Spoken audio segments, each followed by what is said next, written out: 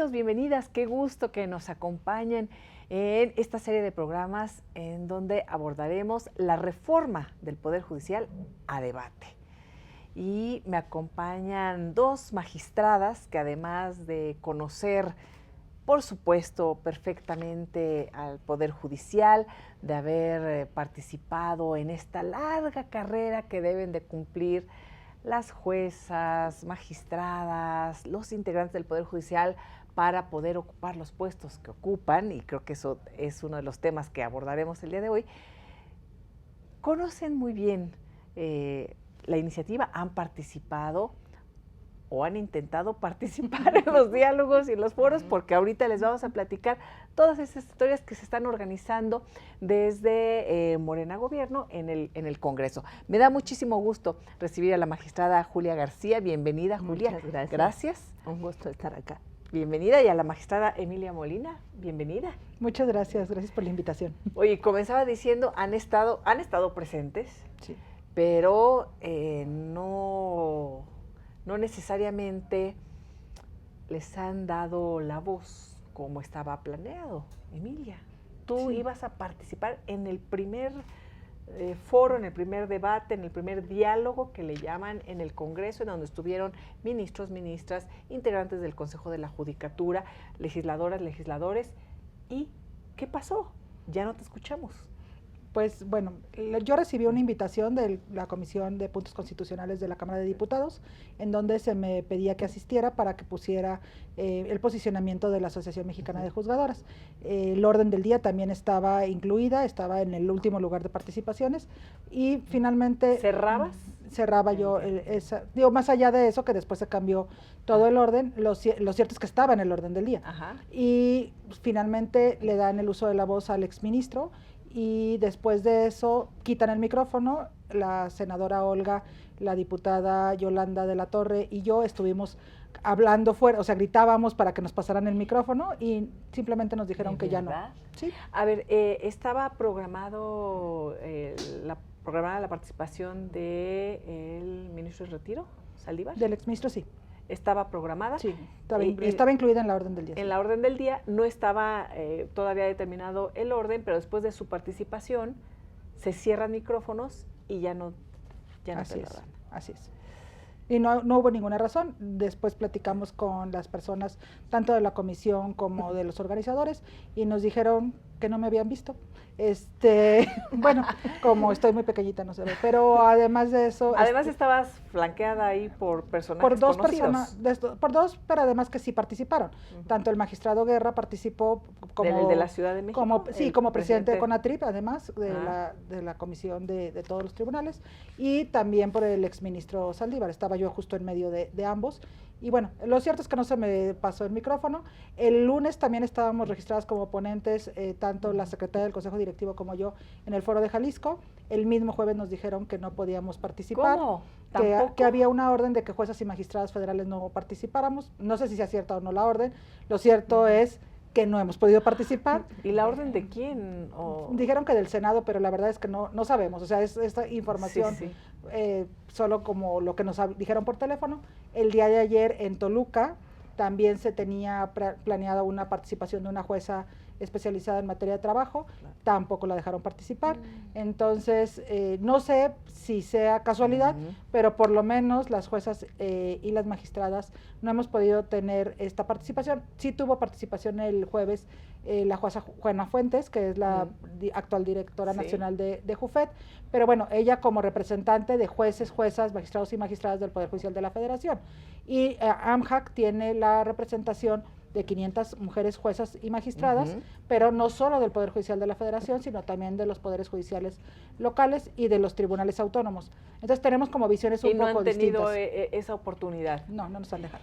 Julia, ¿tú has podido participar en los diálogos? ¿Has sido convocada? Tampoco, Qué gusto, magistrada. Muchas gracias. A ciencia cierta nos parece que de repente no ha habido una información veraz y una información confiable.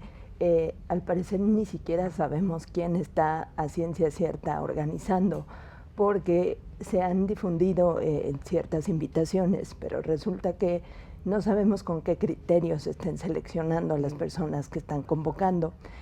Precisamente ayer en Toluca hubo un magistrado, hubo un secretario, hubo una visitadora, pero no sabemos cómo es que les eligieron o cómo es que se acercaron a estas personas.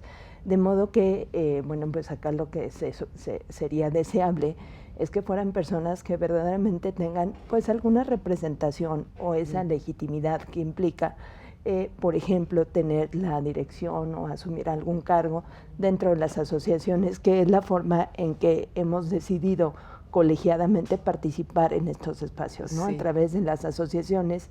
Hay 2 grandes asociaciones, bueno, de mujeres hay 2 asociaciones a nivel nacional, una que preside la magistrada Emilia y la otra que es interna del Poder Judicial de la Federación, JUFED, ahora representada por la jueza Juana Fuentes. Bueno, que ha estado por aquí con nosotros también, y qué bueno que ahora tengamos la oportunidad de escuchar pues a través de las voces que representan estos posicionamientos de mujeres que forman parte del Poder Judicial en esta iniciativa de reforma que se propone, que se está discutiendo y que pues muy probablemente logrando la mayoría calificada en ambas cámaras. Hay que esperar todavía, está ahí el tema, pero bueno, al parecer Morena Gobierno está ya preparando el camino y se le va a facilitar porque pues le van a faltar 2 o 3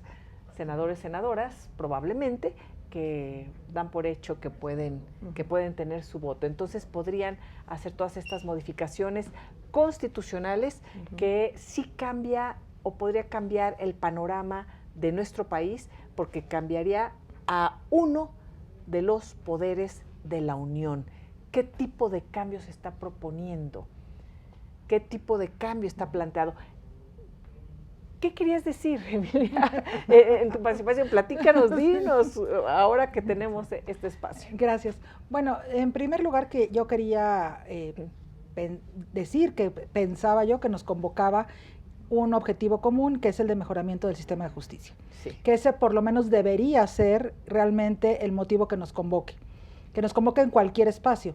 Sí. Y que además quien mayor poder tiene, a quien mayor poder se le ha otorgado, que se nos ha otorgado, porque por una u otra forma, lo cierto es que quienes rendimos una protesta para respetar a la Constitución, lo que estamos haciendo es rendir una protesta sobre el ejercicio del poder otorgado por la ciudadanía.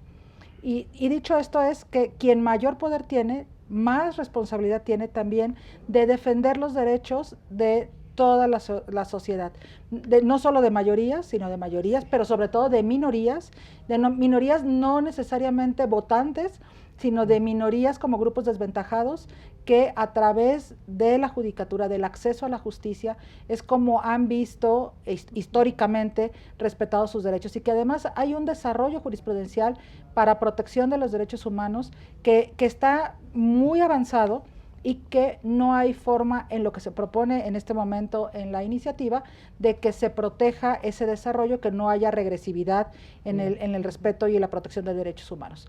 Además, creo que se está partiendo esta discusión de la iniciativa desde algunos argumentos falaces que habría que aclarar, es decir, por ejemplo, el hecho de que un fallo de cualquier órgano jurisdiccional no sea a favor de alguien no implica necesariamente corrupción. Implica que no se probó tal vez el derecho o que no se tenía el derecho, pero es que esa es nuestra función como personas juzgadoras. Las personas juzgadoras resolvemos conflictos, entonces al 50% de las partes que están frente a nosotros les decimos que no tienen razón. Y eso no necesariamente es corrupción. Que hay muchas cosas que se tienen que mejorar en el sistema de justicia, es verdad, pero se está dejando afuera a los principales operadores de la justicia: fiscalías, defensorías, comisiones de víctimas, abogados y abogadas litigantes, universidades, peritos, etcétera. Todo lo que conforma el sistema de justicia no solo son los poderes judiciales, y eso es lo que yo quería decir como el irreductible, porque esa es la palabra que utilizaron las personas de Morena principalmente, que los irreductibles serán la votación popular, pues yo lo que quería mencionar es que el verdadero irreductible debería ser el mejoramiento del sistema de justicia y la búsqueda de una mejor sociedad, porque México se lo merece. Entonces, que no está prevista, por ejemplo, la paridad de género, que no está prevista que se refuerce todo lo que tenemos en materia de igualdad desde la judicatura, no solo en su integración, sino también en su función. Entonces, hay muchas cosas que tenemos que platicar respecto de la reforma, pero los principales posicionamientos que yo quería hacer y que he hecho en otros espacios son esos. Y fíjate, ahorita que comentaban el tema de género, y la pregunta de quiénes están participando, nada más se me viene a la mente que el martes estaba viendo yo el foro, vi la mesa, me parece que había 11 personas. Y una era mujer. Una mujer. Sí. Por cierto, digo, más allá de que qué bueno que tenemos aquí a las representantes de voces, de agrupaciones, de colectivas que pues tienen mucho que decir sobre esta reforma y sobre esta falta de perspectiva de género en muchos casos y cómo podría ser perjudicial e ir en contra del propio artículo primero constitucional. Claro. ¿Se está pensando cambiar algo del artículo primero constitucional? Digo, estoy pensando en eso porque tendría que seguir siendo un eje para todo lo que venga, porque ¿qué va a pasar si las reformas constitucionales chocan o van en contra de lo que ya establece el primero constitucional? A mí me parece que a partir de... es que hay justo temas que no tendrían que estar a discusión, ¿no? Por ejemplo, hablar de las libertades de las personas, hablar de los derechos fundamentales de las personas, hablar de la dignidad misma de las personas, implica que es la piedra angular a partir de la cual se tiene que mover todo el quehacer público. Y entonces cuando hablamos de todo el quehacer público y abordamos qué nos toca hacer desde cada espacio del poder público, tendríamos que pensar necesariamente que más allá de filias y fobias partidistas o no partidistas, de momentos políticos o no, no podemos dejar de pensar en que todo lo que hagamos desde estos espacios públicos tiene que tener ese eje fundamental que es los derechos, la dignidad de las personas, el valor intrínseco que tiene ese respeto de los derechos humanos. Y entonces hay que generar condiciones para que esto ocurra. Tenemos que tener un sistema de pesos y contrapesos, ese es el gran punto aquí, de pesos y contrapesos donde garanticemos para las personas que ese respeto va a ser irrestricto y absoluto.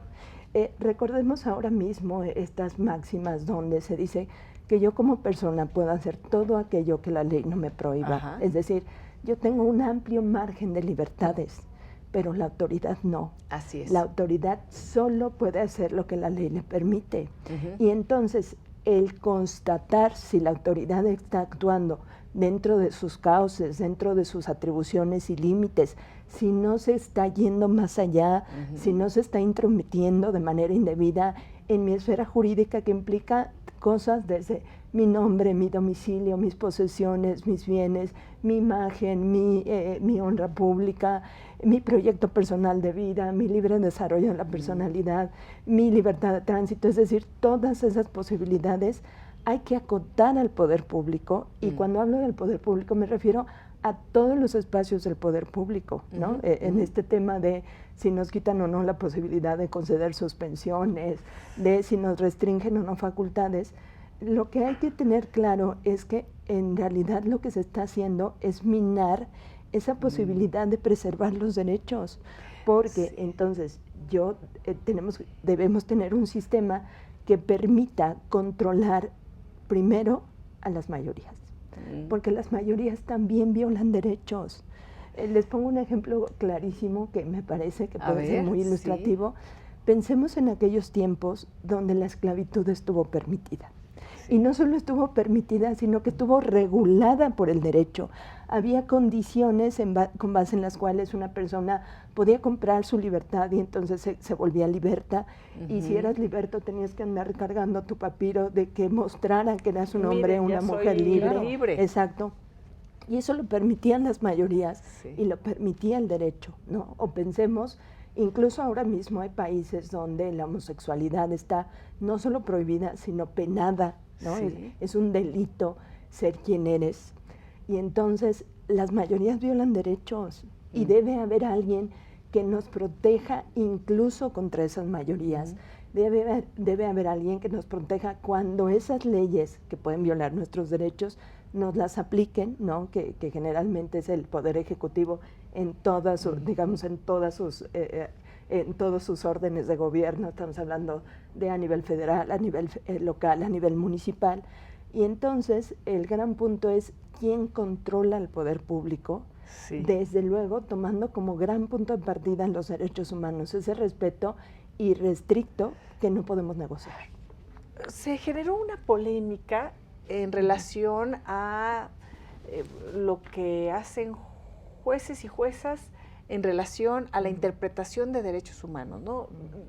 Pero no sé exactamente en dónde está el meollo de la polémica, o nada más es como lanzar un buscapié en donde decían, ¿por qué han de interpretar? Y entonces interpretan de manera subjetiva. ¿De qué estamos hablando? Bueno, yo creo que hay un falso discurso en cuanto a legitimar al poder a través única y exclusivamente del voto popular. Entonces se dice... Bueno, es que empezamos por eso, ¿verdad? Sí. El hecho de decir, si no soy electo o electa por el pueblo de manera directa, entonces no valgo, no soy menos, no soy legítima... No tengo legitimidad democrática, según dice. ¿No? Pero habría que aclarar que la Constitución está hecha por el pueblo. El primer ejercicio democrático y de soberanía es la Constitución. Cuando como pueblo mexicano dijimos, vamos a conformar un país independiente y estas son las reglas que van a regir nuestra vida, entonces decidimos, el constituyente original decide que el poder, que es uno, es el poder del Estado, se divide en tres.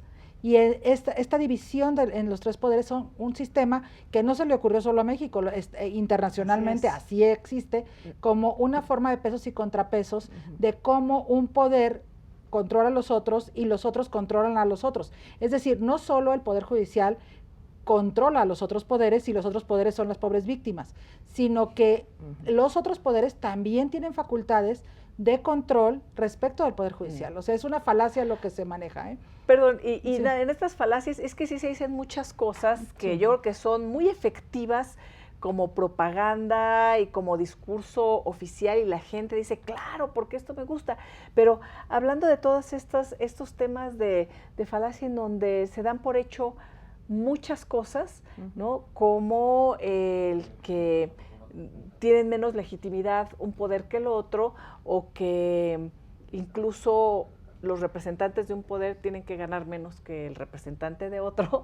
No sé, hay un discurso ahí detrás que ha permeado y que creo que nos ha llevado pues a estos debates al final del día. Claro, porque partimos de bases no tan ciertas y además muy superficiales. O sea, este análisis es absolutamente superficial. Si nosotros hablamos de legitimidad democrática, hay un discurso que es, ¿por qué un solo juez, una sola persona, puede destruir el trabajo legislativo que hacen 500 personas? Los legisladores dicen, se está metiendo el Poder Judicial con nosotros. Claro, bueno, porque todos somos el poder del Estado. No es más ni es menos uno que el otro. Tenemos facultades distintas. Ahora, ¿por qué los 500 tienen que actuar de manera colegiada y un juez puede actuar de manera única? Pues porque así está diseñado el sistema de división de poderes, pero también el presidente puede actuar, el gobernador, el presidente municipal puede actuar de manera unipersonal. De hecho, es el único poder que recae en una sola persona, el Ejecutivo. Pero las personas juzgadoras, cuando revisan, no revisan primero lo que quieren, porque eso es también una mentira. O sea, no es que nosotros digamos, ahora vamos a revisar qué leyes salieron en el Diario Oficial de la Federación y vamos a hacer un análisis oficioso de si están bien o están mal. Falso. Nosotros solamente podemos revisar lo que las personas litigantes, que son quienes representan a la población, nos ponen a consideración. Las controversias que resolvemos son aquellas que la sociedad nos presenta. ¿Cómo las resolvemos? Con estándares de derechos humanos que no solamente ha fijado el Poder Judicial de la Federación, sino que también están fijados a nivel internacional por los organismos protectores a nivel regional o universal de derechos humanos. Entonces es falso esto de que hacemos lo que nos da la gana y revisamos lo que nos da la gana solamente para estarle quitando legitimidad. No, es un control. Decían el otro día en uno de los foros, creo que fue el de Jalisco, que cómo era posible que teniendo 35 millones de votos no pudieran ejercer el poder porque hubiera un poder judicial que les dijera, este es tu límite. Pues claro, es que de eso se trata. Tienen límites. Pero el límite no es a las personas ni a la mayoría. Exacto, ni es lo que quiere el Poder Judicial, sino es lo que indica la Constitución, pero lo que además, indica las leyes. El límite de la actuación de la autoridad son los derechos humanos de la población. De las personas. No hay forma de que solo por tener mayorías en urnas, una autoridad, la que sea, no importa, incluso los jueces una vez electos popularmente, podrían tener también 35 millones de votos o más, no podemos ejercer el poder de manera absoluta, no se puede, ni arbitraria. El límite de nuestra actuación, como lo decía Julia, es lo que dice la ley, pero sobre todo los derechos humanos de la población. Entonces, es una falacia, no estamos realmente hablando de lo mismo porque se quiere poner una realidad que no es la que realmente está en nuestras vidas y en nuestro contexto. Hay cosas que son muy reales, hay cosas que como problemáticas del sistema de justicia son reales y a partir de esas deberíamos buscar mejores soluciones. Pero pues si el análisis parte de cosas que no son ciertas, difícilmente vamos a encontrar una solución real. La iniciativa que se está discutiendo ¿va a mejorar el sistema de justicia? Me parece que no. Bueno, yo diría contundentemente no. No hay forma porque en realidad lo que se está haciendo es tratar de aminorar esa posibilidad de, digamos, de respeto y de diálogo. Y no solo eso, sino socavar esa independencia que es una garantía, pero fíjense, es una garantía interesantísima porque puede verse desde distintas vertientes. Ajá. Puede verse desde una, digamos, una tutela para las personas juzgadoras. Yo no voy a recibir presiones ajenas, externas, de absolutamente nadie. Mi único compromiso es, en este caso, con estas personas que han acudido a las vías legales, a los causos legales. Lamentablemente vemos en esta sociedad que hay tal, digamos, descontento y tal desconfianza en el sistema de procuración de justicia, que hay linchamientos, que hay cosas como estas, ¿no? Sí. La gente, antes de llamar a la autoridad, prefiere linchar a las personas. La justicia por propia mano, ¿no? Sin juicio previo, sin formalidades, etcétera. Y entonces esto nos habla de una enorme desconfianza, sí, pero ya lo decíamos, bueno, pues hay que ver en qué etapa estamos y quién está generando esa desconfianza. Ahora, a partir de eso, lo que hacemos entonces es comprometernos con ese asunto y tenemos que ser independientes, es decir, tenemos que estar alejados de toda presión externa, de toda presión mediática, ¿no? Sí. Hay ocasiones en que se dan juicios mediáticos y ni siquiera has sido juzgada o juzgado y ya toda la opinión pública está encima de ti. Es. Y en realidad acá no, acá el tema es, sea o no popular lo que yo estoy decidiendo, en realidad tengo que ajustarme a esos estándares, porque eso es la independencia judicial, el que yo, con base en los valores compartidos, con base en las normas jurídicas, con base en sus interpretaciones, con base en los compromisos internacionales que este país ha adquirido de sede internacional, entonces, bueno, pues con todo ello yo pueda tomar una decisión. Entonces, debe verse como una garantía para las personas juzgadoras, pero de manera muy, muy trascendente debe verse como un derecho de las personas. Las personas tienen derecho a que les juzgue a alguien totalmente imparcial y entonces que no me den línea y que no me digan cómo quieren que les resuelva, porque tal vez esta persona sea inocente o tal vez tenga derecho de conservar su casa y que no se le expropie o que tenga derecho a una pensión, a cualquier cosa, un derecho al tratamiento, a la salud ahora con estos temas de si hay medicamentos suficientes o no. Y entonces esos derechos se tienen que preservar.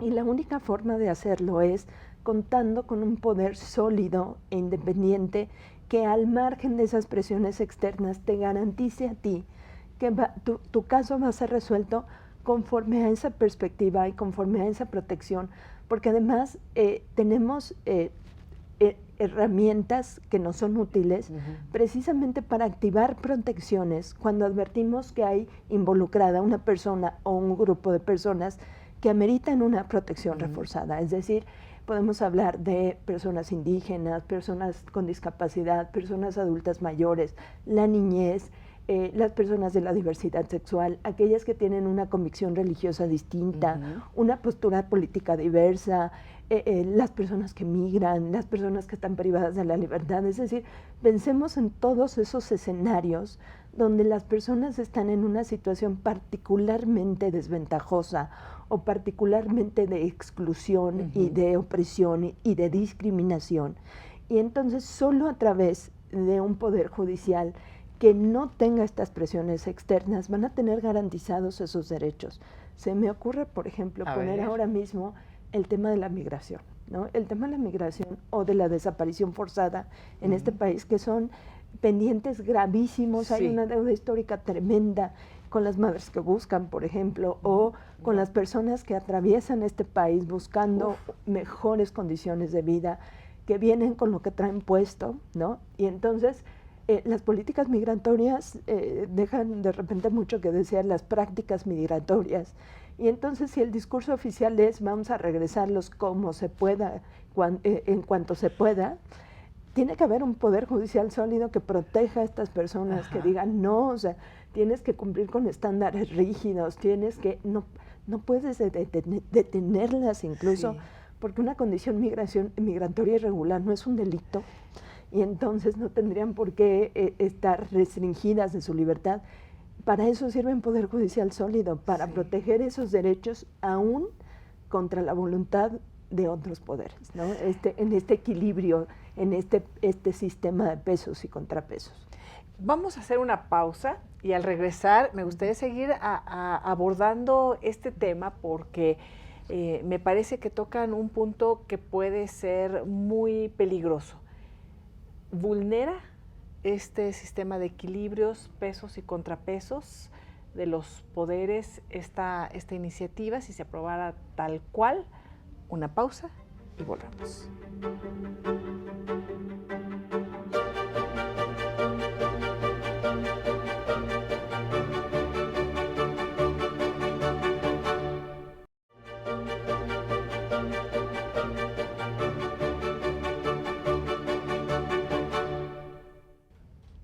Continuamos con la reforma del Poder Judicial a debate. ¿Qué se ha dicho en los diálogos convocados por Morena Gobierno? ¿Qué se han dicho en otros foros? ¿Qué es lo que tienen que decir las magistradas y representantes de grupos tan importantes como lo han hecho Julia, como lo hace Emilia?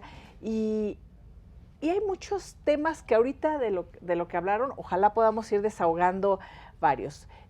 Hice una pregunta antes de la pausa, pero antes de la misma, comentabas, Julia, que uno de los temas, dice, que se han dicho en contra del Poder Judicial es que nada más ven y atienden, por ejemplo, a los ricos, a los que tienen dinero, ¿no? Y es que tú decías, debemos de ser imparciales y no podemos precisamente estar sujetos a otros intereses que no sean la protección de derechos humanos. Pero, ¿qué pasa entonces con esta opinión que hemos escuchado desde el otro poder, en donde dicen nada más benefician a los intereses de grupos de ricos, por ejemplo? Bueno, yo aquí retomaría un poquito el tema de nosotros no podemos decidir qué asuntos llegan, porque no somos litigantes, ese es el gran punto principal. Y volvemos al punto que comentabas al inicio, la gente que pues no conoce el Poder Judicial y no tiene por qué conocerlo, es un poder muy especializado, y lo dijo la ministra Margarita Ríos Farjat, confunde lo que son las fiscalías con Ministerio Público, y tú comentabas, con defensorías, con abogados. Ese no es el Poder Judicial y no es lo que se está proponiendo en la iniciativa de reformar. Dejan fuera las fiscalías, donde queda el 90% de la impunidad y de todos los casos, o más, para empezar, ¿no? Pero ustedes no son abogados, no son los abogados litigantes, Sí, no nosotros no son el Ministerio Público. Ni tampoco las defensorías y tampoco abogados litigantes. Entonces, parte de este discurso es, claro, no se ha atendido a grupos desventajados. Y probablemente es cierto, pero eso, creo, la solución no sería corran a todos los jueces y magistrados que no pueden hacerlo oficiosamente, sino reforcemos defensorías públicas.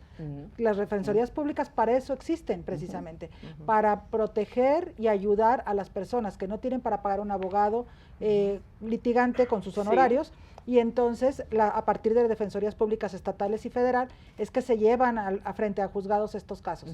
Pero además tampoco es tan cierto lo que se dice, porque hay muchísimas ONGs y muchos abogados litigantes que pro bono llevan asuntos de grupos o de personas desventajadas. Lo que sucede con los grupos y personas desventajadas, si me permite decir, Julia comentaba, por ejemplo, el tema de migrantes, es que los migrantes, los niños, las niñas, los adolescentes y otros muchos grupos no son quien vota. Entonces, ese tipo de asuntos y de sentencias, pues no podrían estar sujetas a una refrendo, por decirlo de alguna forma, a través de elección o reelección, porque ellos no pueden votar. O sea, muchas de las personas que están como quejosas o que son parte en los juicios que conocemos, sobre todo en juicio de amparo, no forman parte del electorado, ni siquiera son mexicanos en muchos casos.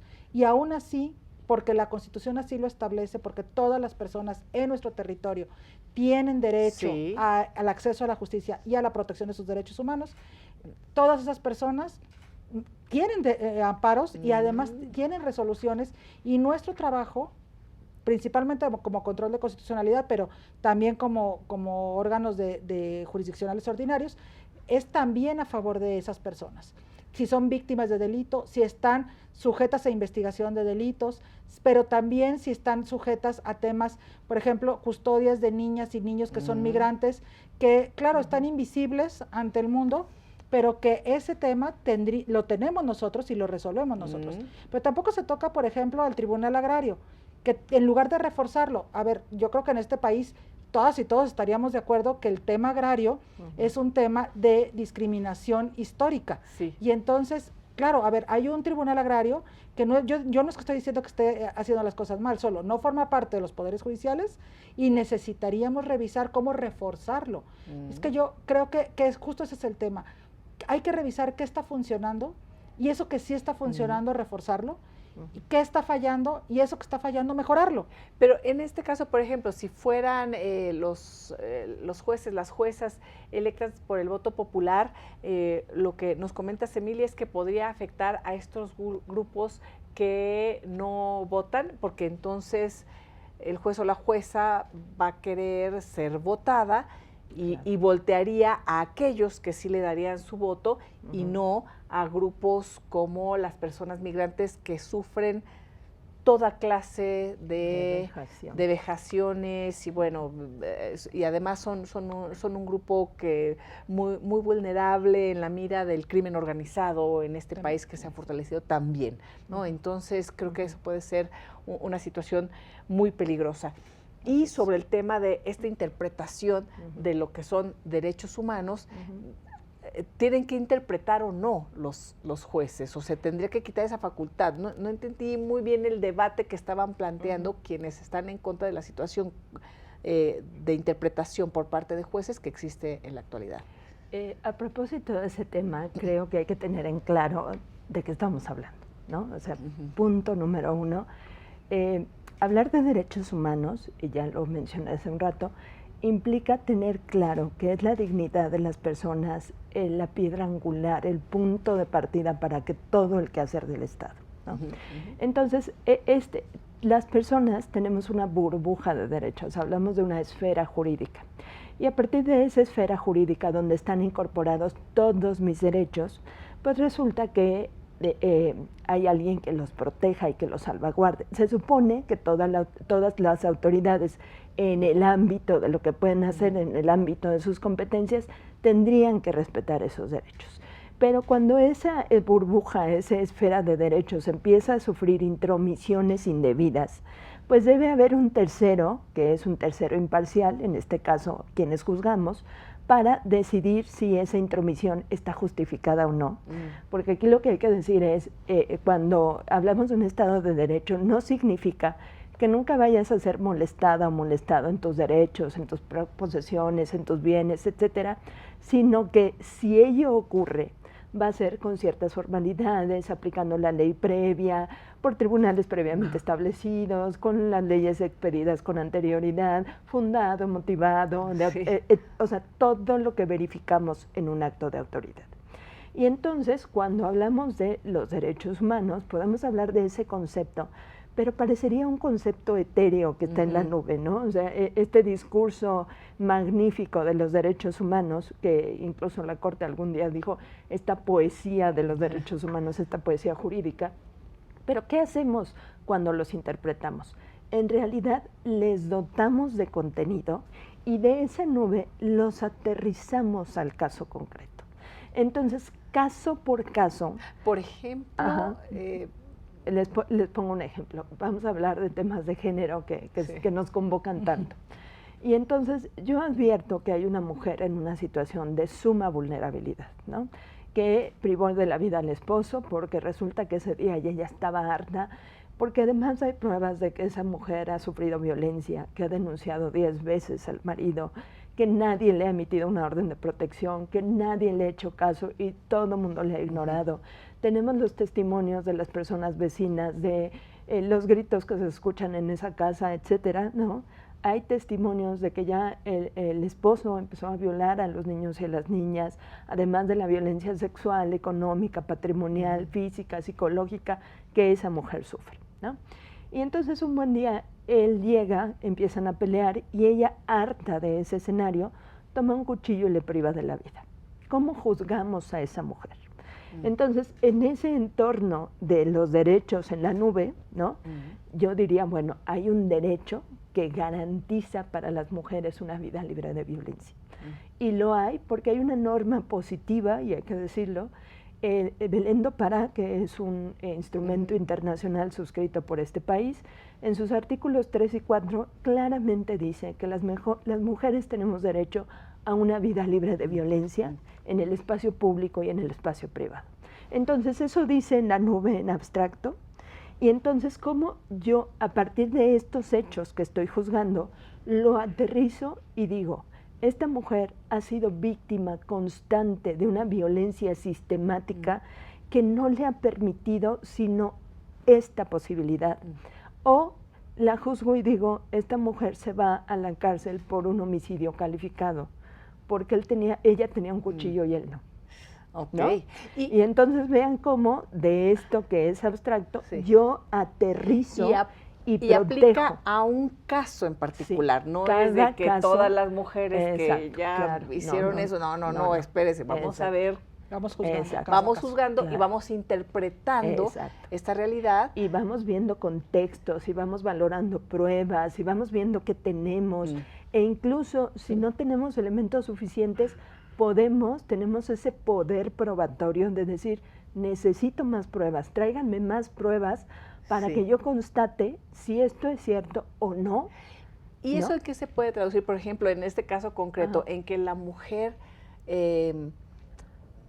pues la diferencia para esta mujer serían 40 años de prisión. Exacto, ¿no? Que tenga prisión o no prisión, o que sea atenuante de una pena, ¿no? O sea, cualquier opción. Sí podemos hablar, ¿no? De repente hasta una legítima defensa o no, sí podemos hablar de un estado de emoción violenta, porque así lo maneja la ley, o no, o si podemos hablar de un homicidio calificado con agravantes, y entonces la diferencia para una mujer en esas condiciones pueden ser no cárcel, 10 años de prisión o 40 años de prisión. ¿No? Entonces, cuando dicen que cómo interpretamos los derechos humanos, pues por supuesto. Hay que interpretarlo y caso por caso. Y además, si no son los jueces y las juezas, ¿quién? Mira, hay un caso súper concreto que es súper público y creo que podemos ver una gran diferencia de cuando aplicamos interpretaciones de derechos humanos a casos concretos y cuando no se aplican. El caso de Mariana Lima. Mariana Lima, en un primer momento, la Fiscalía del Estado de México dijo no ejercicio de la acción penal porque esto fue un suicidio. Después de que a través de todos los niveles de acceso a la justicia.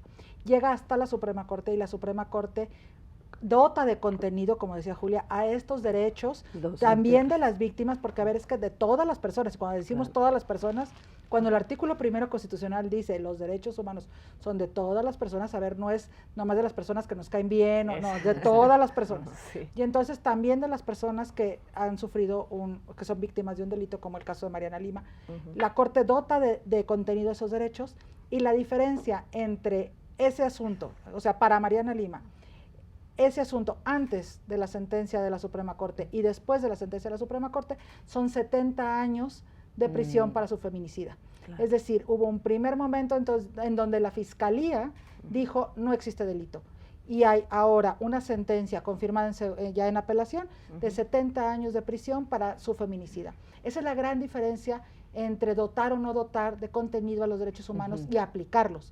Porque no solamente es una cuestión académica de cuáles son los derechos y suena muy bonito y hacemos libros y todo lo que queramos, sino de llevarlos de manera obligatoria, porque esa es la parte que hacemos las personas juzgadoras, obligatoria, obligar a las partes, en este caso a la Fiscalía, a ponerlos en el caso concreto y que a partir de ahí se resuelva la vida de las personas. Y lo que hacemos no solo es penal. O sea, yo creo que también habría que quitar ese falso discurso.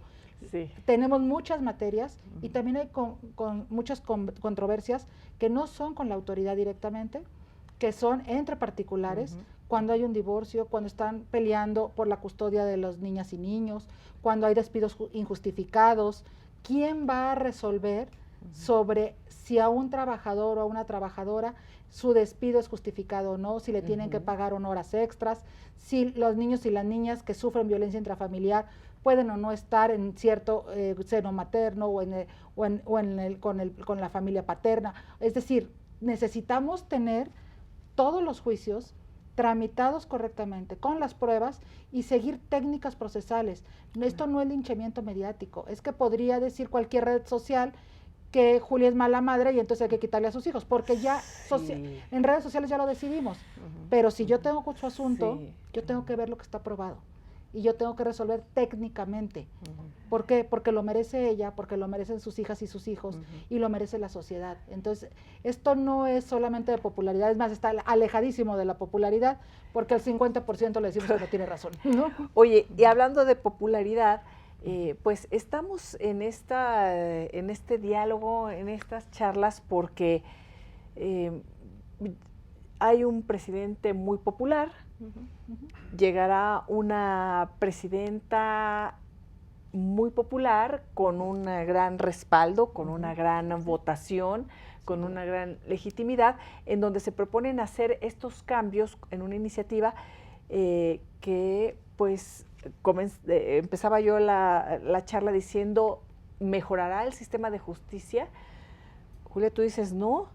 Emilia, no sé qué me digas, pero entonces el tema es, ¿cuál es la motivación? Estamos hablando de motivaciones políticas, de unos temas muy concretos que pueden perjudicar a todo un sistema de manera muy importante y que tenemos que ser cuidadosas en lo que se apruebe.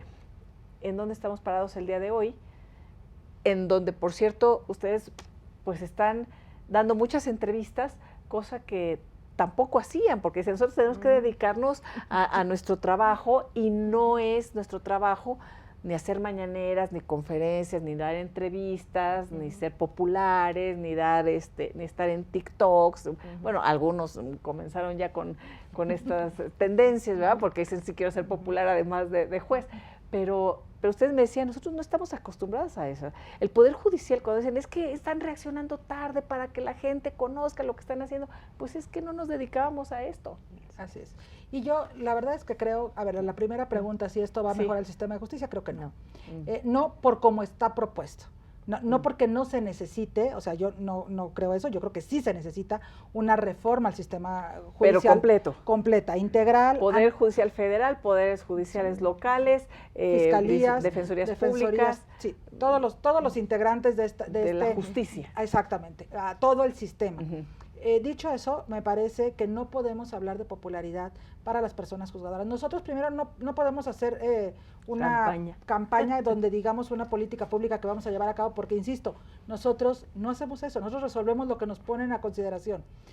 Y además es absolutamente impopular decirle a la mitad de la población que no tiene razón.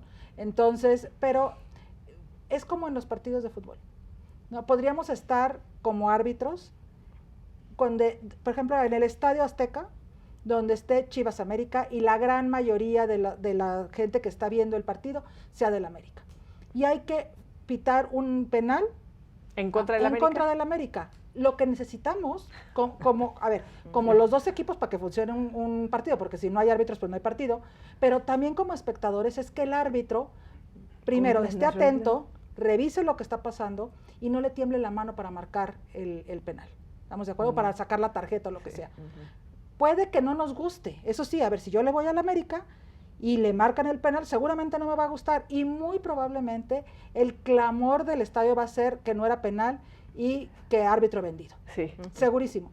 Pero entonces, ¿qué necesitamos? El mecanismo que actualmente hay, donde todos los medios de comunicación, hay como una rendición de cuentas para el tema de fútbol, y entonces vamos a ver la jugada 500 veces desde todos los ángulos posibles.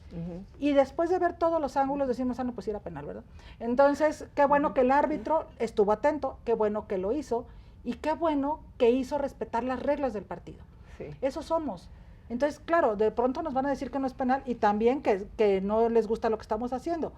El punto de quienes somos personas juzgadoras es que nunca nos ha importado eso. Nunca hemos estado trabajando para ser populares, porque esa no es nuestra función. Nuestra función es resolver a costa de nuestra popularidad, a costa de recibir amenazas, a costa de recibir presiones y no acatarlas, pero sabiendo que nuestra función es mucho más trascendente que una popularidad o una reelección. Nuestro trabajo tiene que ver con la trascendencia de un Estado de Derecho, con la paz social. ¿Y se corre el riesgo de que se mine la división de poderes? Por supuesto. Por supuesto. Vemos a un poder, yo recuerdo que hace algunos años, criticábamos que en el Congreso le aplaudieran al presidente. Sí, ¿cómo? La división de poderes. O sea, no, bueno, sí. Digo, o sea, eso... Hemos cambiado. Oye, yo siempre digo, éramos felices y no lo sabíamos. No, bueno, hemos cambiado, eso ya se da por hecho.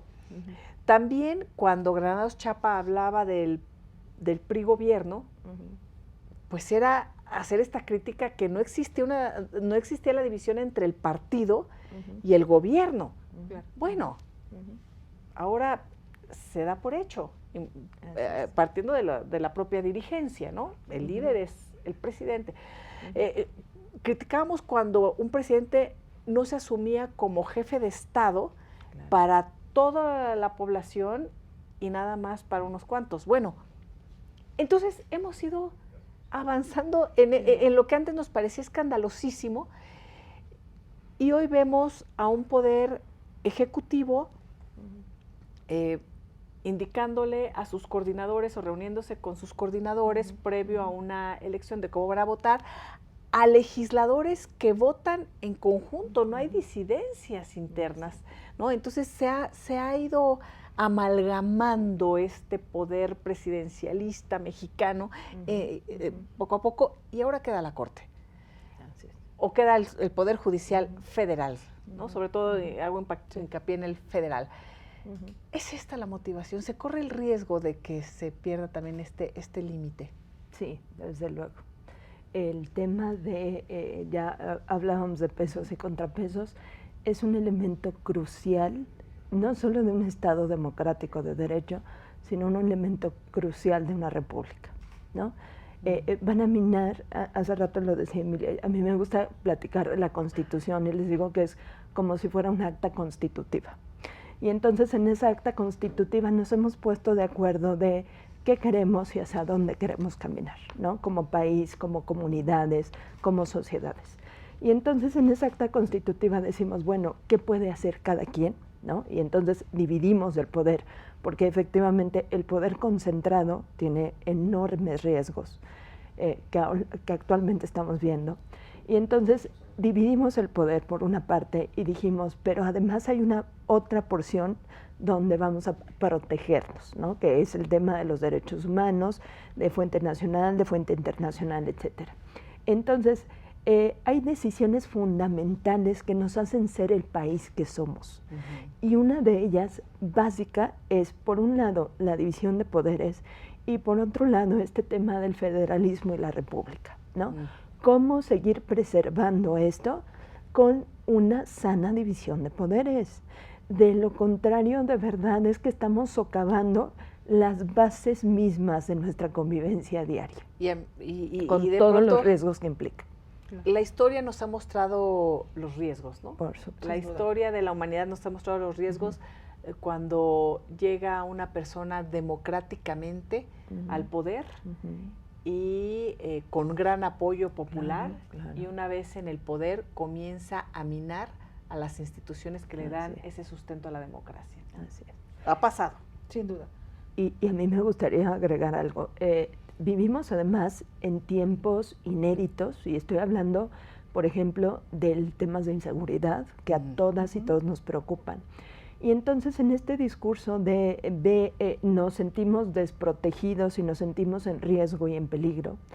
Y entonces es riesgosísimo y es peligrosísimo porque parecería que lo que estamos pidiendo es más intervención estatal, ¿no?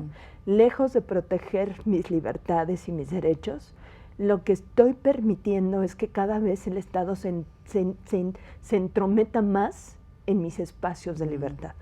Y entonces veo retenes y entonces veo a la milicia haciendo tareas que no le corresponden y entonces veo todos estos escenarios donde, si se fijan, seguimos cediendo esta parte de nuestras libertades al poder público. Sí. ¿Quién va a detenerle cuando sea necesario?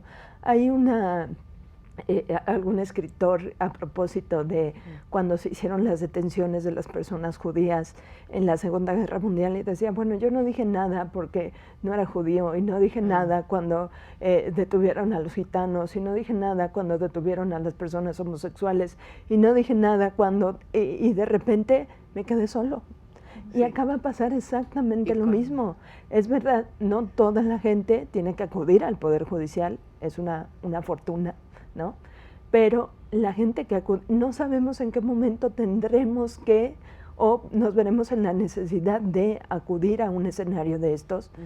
Y más valdría que tuviéramos un Poder Judicial fortalecido, capacitado, sólido, con todos estos estándares, sí con autocrítica, porque desde luego no estamos cerrados a esas posibilidades, hay mil cosas que hay que mejorar, pero esta no es la solución, ¿no? La solución es cómo capacito, cómo sensibilizo, cómo creo más tribunales, ¿no? El trabajo se desborda, hay juzgados de distrito, de verdad que ojalá los conocieran.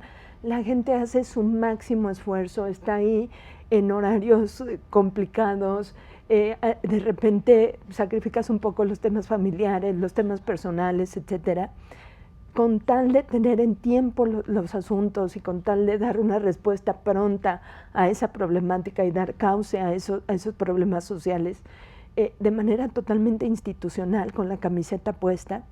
Y entonces no contar con esa posibilidad, de verdad no saben el riesgo que implica. Julia, Emilia, muchísimas gracias. Yo sé que, como lo dijeron fuera del aire, pues no estaban acostumbrados a dar entrevistas, a estar en medios, a explicar la labor del Poder Judicial.